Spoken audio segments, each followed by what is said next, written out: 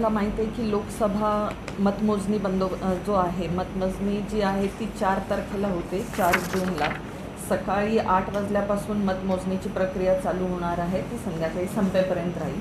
तर त्या अनुषंगाने आपण शहरामध्ये बंदोबस्त तर लावण्यात येणारच आहे, परंतु त्याच्या व्यतिरिक्त काही महत्त्वाचे जे पॉईंट्स आहेत की रामवाडी गोडाऊन या ठिकाणी 42 लोकसभा, सोलापूर आणि माढा याचं सुद्धा या ठिकाणी मतमोजणी होणार आहे. तर त्याच्या अनुषंगाने जे पब्लिक त्या ठिकाणी येतील किंवा त्या पक्षाचे जे कोणी कार्यकर्ते येतील तर त्यांच्यासाठी काही डायव्हर्जन केलेले आहेत. आणि जो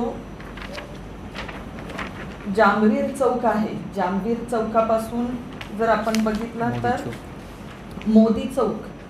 मोदी चौकाच्या ठिकाणापासून पुढे आपण कुणालाही सोडणार नाही आहोत. मोदी चौकाच्या ठिकाणीच पब्लिक उभे राहतील. त्यानंतर मसिहा चौक त्या साईडने येणारे तिथं आपण ब्लॉक करतोय, मसिहा चौकामध्ये लोक उभे राहतील. त्यानंतर 5 कंदील चौकाच्या ठिकाणी लोक उभे राहतील. त्याच्यापासून पुढे जो आहे म्हणजे मोदी चौकीपासून पुढं जे काउंटिंगसाठी काउंटिंग एजंट येणार आहेत किंवा जो स्टाफ आहे त्यांनाच तिथून पुढं अलाउड करण्यात येणार आहे. आणि ज्यांना काउंटिंग एजंट जे आहेत त्यांना कलेक्टर ऑफिसकडून विशिष्ट पास दिला जाणार आहे. त्या व्यतिरिक्त त्यांचं स्वतःचं जे काही ID प्रूफ असेल तर ते असल्याशिवाय त्यांना पुढे आपण सोडणार नाही आहोत. तर काउंटिंग एजंट फक्त मोदी चौकातून रामवाडी गोडाऊनपर्यंत जातील, परंतु पब्लिक जे आहेत ते मोदी चौकी, मसिहा चौक, 5 कंदील चौक या ठिकाणीच पब्लिक राहतील. आणि जांभवीर चौकामध्ये तिथं PS सिस्टीमची सोय करण्यात येणार आहे. त्याच्यावरून सगळ्यांना तिथं रिझल्ट जो काही डिक्लेअर होईल, अनाऊन्स होईल तो तिथून ऐकायला येईल. याच्या व्यतिरिक्त असं आहे की जेव्हा 144(3) CRPC 144ची पण ऑर्डर काढण्यात येणार आहे. रामवाडी गोडाऊन आणि त्याचा आजूबाजूचा जो 100 मीटरचा परिसर आहे त्या ठिकाणी काही गोष्टीच्या नेण्यासाठी आपण प्रोहिबिट करतोय. त्याच्या अनुषंगाने 144चा आदेश काढण्यात येईल आणि त्याची माहिती आपल्याला कळवण्यात येईल नंतर.